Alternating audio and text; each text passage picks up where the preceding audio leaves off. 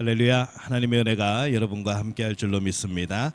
우리 찬송가 323장 부름받아 나선이 모음, 통일 찬송가는 355장입니다.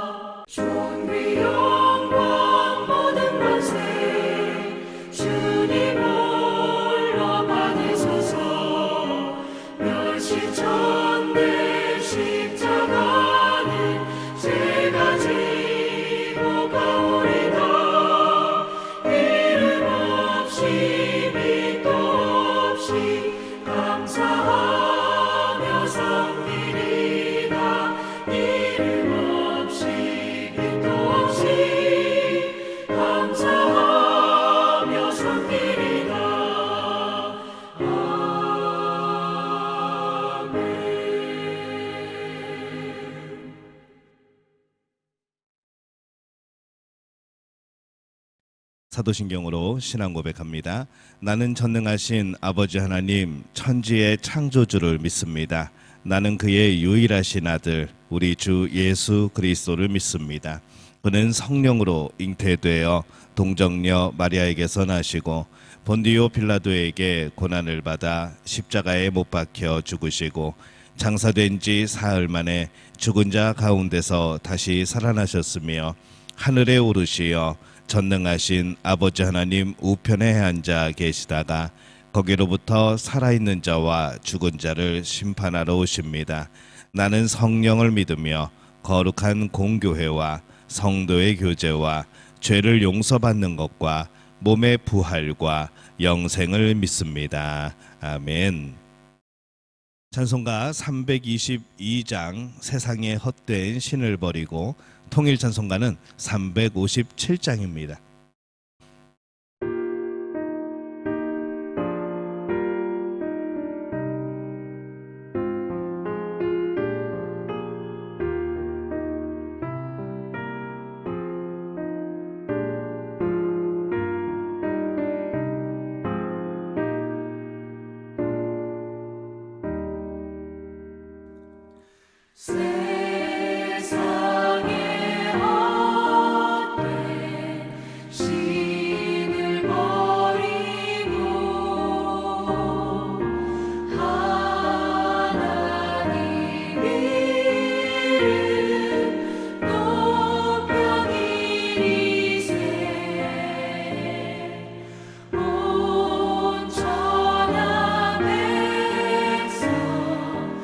모두 다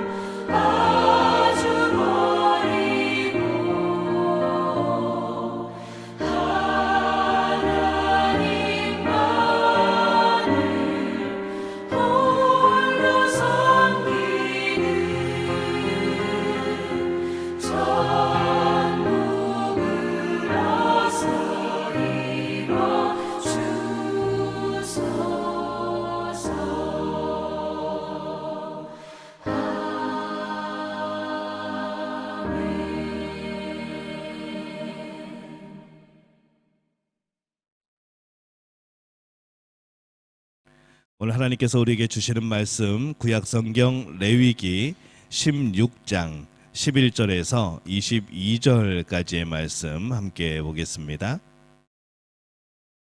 레위기 16장 11절에서 22절까지의 말씀 우리 한 목소리로 함께 봉독합니다.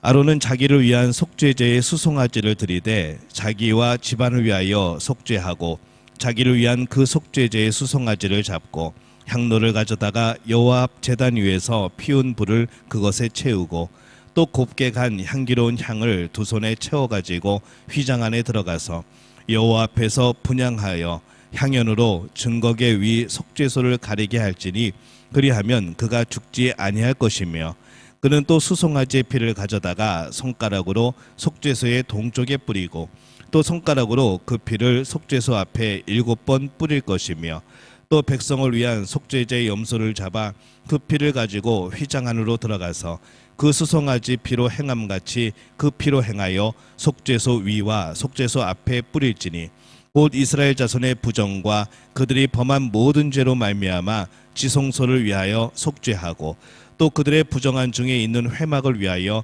그같이 할 것이요 그가 지성소에 속죄하러 들어가서 자기와 그의 집안과 이스라엘 온 회중을 위하여 속죄하고 나오기까지는 누구든지 회막에 있지 못할 것이며 그는 여호와 앞 제단으로 나와서 그것을 위하여 속죄할지니 곧 그 수송아지의 피와 염소의 피를 가져다가 제단 귀퉁이의 뿔들에 바르고 또 손가락으로 그 피를 그 위에 7번 뿌려 이스라엘 자손의 부정에서 제단을 성결하게 할 것이요 그 지성소와 회막과 제단을 위하여 속죄하기를 마친 후에 살아있는 염소를 드리되 아론은 그의 두 손으로 살아있는 염소의 머리에 안수하여 이스라엘 자손의 모든 불의와 그 범한 모든 죄를 아뢰고 그 죄를 염소의 머리에 두어 미리 정한 사람에게 맡겨 광야로 보낼지니 염소가 그들의 모든 불의를 지고 접근하기 어려운 땅에 이르거든 그는 그 염소를 광야에 놓을지니라.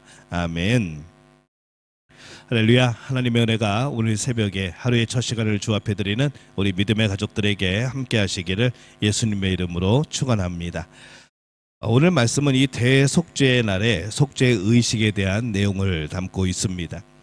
이 대속죄의 날의 의식은 이 대제사장 자신의 죄를 속죄하는 일부터 시작이 되어집니다. 그가 먼저 속죄되어야 다른 모든 것들을 할 수 있기 때문인 것이죠. 그래서 11절에 보면은 아론은 자기를 위한 속죄제의 수송아지를 드리되 자기와 집안을 위하여 속죄하고 자기를 위한 그 속죄제 수송아지를 잡고 이렇게 말씀을 합니다.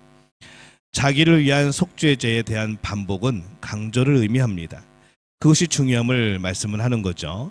큰 대제사장이신 예수 그리스도는 흠이 없는 분입니다. 그래서 그는 우리를 위한 속죄 사역을 완성하신 분입니다. 오늘날 교회 지도자들이나 이 사회의 지도자들은 여전히 흠이 있죠. 인간의 연약함들이 있습니다. 그렇기 때문에 그들은 항상 자신을 먼저 돌아보며 이 지도자의 길을 가야 하는 것이죠. 지도자는 완전하지는 못하여도 온전하여야 되고 잘못이 있다면 먼저 회개해야 되는 사람들입니다. 지도자가 정결하지 않으면 그 백성이 정결할 수 없게 되어지는 거죠. 이 대속죄의 날은 모든 죄 용서의 출발점이 되는 하나님 앞, 곧 지성소 앞으로 나아가는 날입니다. 지성소 안에는 언약궤가 있고 언약궤의 뚜껑은 속죄소라고 하여서 그 양쪽에는 천사가 날개로 자신의 얼굴을 가리고 엎드려져 있습니다. 그 가운데는 하나님께서 임재하는 자리이고 속죄하시는 자리라고 그렇게 말을 합니다. 이 대제사장은 동물의 피를 가지고 가서 그곳에 뿌렸습니다. 이때에 속죄소에 그것이 눈에 보이지 않도록 숯과 향을 가지고 들어갑니다. 연기가 나겠죠. 그 연기로 인하여서 이 속죄소가 가려지도록 그렇게 했습니다. 왜냐하면 이 속죄소에는 치명적인 영광스러운 하나님의 임재가 나타나는 곳이기 때문입니다. 그리고 피를 바르지 않고 뿌린 것은 그 속죄소를 손으로 만질 수가 없기 때문에 그런 것이죠. 그렇게 놀라운 일들이 오늘날 우리에게 이루어집니다. 오늘날 우리의 예배와 속죄기도가 이 영광의 하나님께 나아가는 깊이가 있어야 되는 것이죠. 그냥 찬양하고 그냥 기도하고 그냥 우리의 간구를 하는 것이 아니라 정말 그 하나님 앞에 속죄해서 나가는 그런 마음으로 우리는 그 앞에 서야 되는 겁니다. 치명스러운 영광 앞으로 나가는 것이죠. 오늘 하나님 앞으로 우리 예배는 나가는 겁니다. 오늘 교회가 모여서 예배하는 그 순간은 참으로 지성소까지 나아가는 감격의 시간이 되어야 된다는 것이죠. 이제는 동물의 피가 아닌 그리스도의 피를 가지고 나갑니다. 예수 그리스도의 보혈의 공로를 의지하여 우리는 하나님 앞에 나아갑니다. 그래서 더 두렵고 떨림이 있어야 되는 것이죠. 그러기에 또한 우리는 담대함으로 나갑니다. 우리의 모습 가지고는 하나님 앞에 온전히 설 수 없지만 예수 그리스도의 피가, 그 보혈이 우리의 죄를, 우리의 허물을 감추는 것이죠. 우리의 예배는 지성소까지 들어가야 됩니다. 오직 속죄는 지성소의 하나님으로부터 나오는 것이기 때문인 거죠. 이 대속죄의 날에 지성소로 들어가는 것은 모든 죄를 씻기 위함입니다. 16절에 보면은 곧 이스라엘 자손의 부정과 그들이 범한 모든 죄로 말미암아 지성소를 위하여 속죄하고 또 그들의 부정한 중에 있는 회막을 위하여 그같이 할 것이요, 이렇게 말씀을 합니다. 백성들의 부정함과 죄, 그리고 그들이 들어옴으로 죄와 부정으로 더럽혀진 이 지성소와 회막을 속죄하기 위함인 겁니다. 지성소까지 속죄함이 필요했습니다. 지성소가 사람들 안에 있음으로 인하여서 부정해지기 때문인 거죠. 이 세상에 있는 모든 것들은 그렇게 죄의 영향력 아래에 있습니다. 그래서 우리는 늘 깨어있고 늘 쉬지 않고 속죄를 해야 되는 것이죠. 그리스도의 속죄를 힘입어야 됩니다. 누군가의 죄가 보일 때 정죄하고 비난을 하지 말고 속죄해야 되는 것이죠. 거룩한 것도 우리의 죄로 인하여 부정해집니다. 그러기에 두려움과 속죄함으로 늘 우리 자신을 씻어야 하는 그런 우리의 책임이 있습니다. 속죄는 지성소에서 시작하고 성소와 성막들에서 해야 합니다. 그리고 마지막으로 살아있는 염소를 광야로 보내는 일을 하는 것이죠.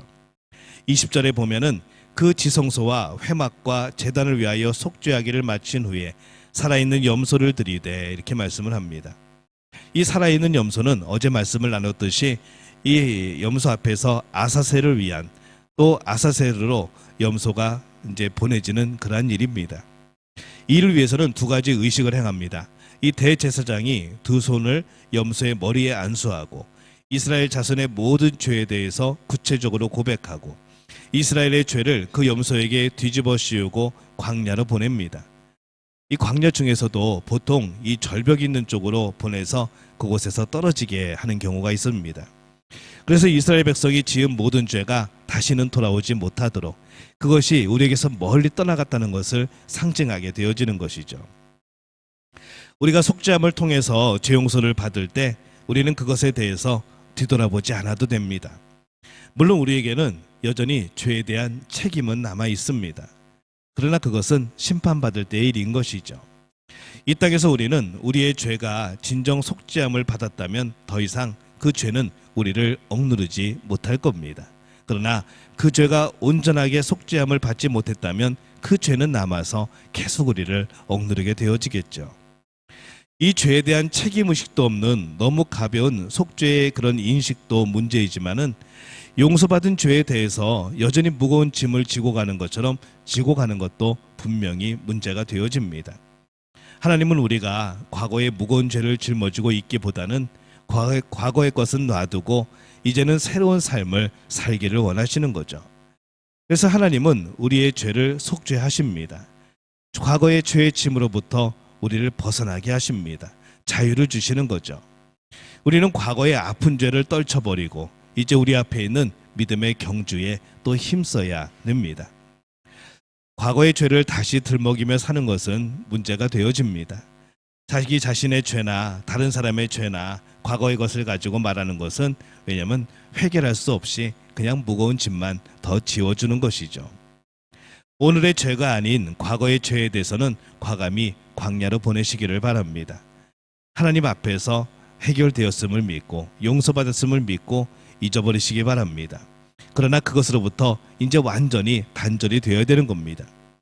오늘의 죄와도 싸우는 것도 힘든데 과거의 죄를 생각하고 그것과도 여전히 싸우고 있다고 생각하면 이 모든 죄들이 누적되어서 계속 그것과 싸워야 한다면은 우리는 이길 방법이 없는 것이죠. 이 땅에서 살고 있는 우리들은 어쩔 수 없이 많은 죄의 영향 아래서 살아갑니다. 그렇기 때문에 우리는 예수 그리스도의 피의 그 보혈의 은혜가 날마다 필요한 사람들입니다. 한 번 용서받은 것으로 끝나는 사람들이 아니고 날마다 그 보혈의 공로가 필요한 것이죠. 날마다 그 은혜를 붙들고 살아가야 됩니다. 날마다 지성소로 나아가며 그 속죄함을 받아야 하는 것이죠. 특별히 과거의 죄와 완전히 단절해야 된다는 것을 우리는 오늘 봅니다. 안수하고 광야로 보낸 염소처럼 바로 그렇게 보내버리는 것이죠. 그리고 우리는 날마다 새롭게 태어나는 겁니다. 과거의 죄가 우리의 발목을 잡지 않도록 날마다 새로운 피조물임을 기억하고 사는 겁니다. 우리는 날마다 정결한 사람으로 새롭게 태어나는 것이죠. 오직 예수 그리스도의 보혈의 은혜로만 가능한 일입니다. 심판은 하나님께 맡기고 과거의 죄와는 완전히 단절되고 오늘 우리는 서로를 향하여서 새로운 피조물이 되었음을 인정하고 그렇게 살아가시기를 바랍니다. 오늘 그렇게 살아가게 될 때에 오늘 또한 새롭게 주시는 하나님의 힘과 또 하나님의 은혜, 그 능력으로 오늘 우리는 살아가게 되어질 줄로 믿습니다. 이 복을 누리는 우리 믿음의 가족들이 되어지시기를 예수님의 이름으로 축원합니다. 기도하겠습니다. 하나님, 은혜와 사랑에 감사합니다. 과거를 잊어버리고 용서받은 것을 다시 생각지 아니하고 온전히 하나님을 바라보며 나아가게 도와주옵소서. 예수 그리스도의 보혈의 은혜가, 그 공로가 나를 덮고 있음을, 나를 씻겼음을 확신하며 믿는 우리들 되어지게 도와주옵소서. 예수님의 이름으로 기도합니다. 아멘. 하늘에 계신 우리 아버지, 아버지의 이름을 거룩하게 하시며 아버지의 나라가 오게 하시며 아버지의 뜻이 하늘에서와 같이 땅에서도 이루어지게 하소서. 오늘 우리에게 일용할 양식을 주시고 우리가 우리에게 잘못한 사람을 용서하여 준 것 같이 우리의 죄를 용서하여 주시고 우리를 시험에 빠지지 않게 하시고 악에서 구하소서. 나라와 권능과 영광이 영원히 아버지의 것입니다. 아멘. 오늘 함께 기도할 때에 날마다 하나님 앞에 새로운 피조물로서 살아가게 도와주옵소서. 온전히 예수 그리스도의 보혈을 의지하는 삶이 되게 도와주옵소서. 오늘 이렇게 기도합니다. 오늘 금요일입니다. 우리 금요일은 우리 환우들을 위해서 기도합니다. 우리 영육간의 아픔으로 또 여러 가지 우리의 삶의 문제들로 또 고통받는 이들 위해서 중보기도해 주시기 바랍니다. 우리 고3 수험생들, 대입 신입생들 위하여서 또 함께 기도하도록 하겠습니다. 우리 주여 한번 외치고 함께 통성으로 기도하겠습니다. 주여, 하나님 은혜와 사랑에 감사를 드립니다.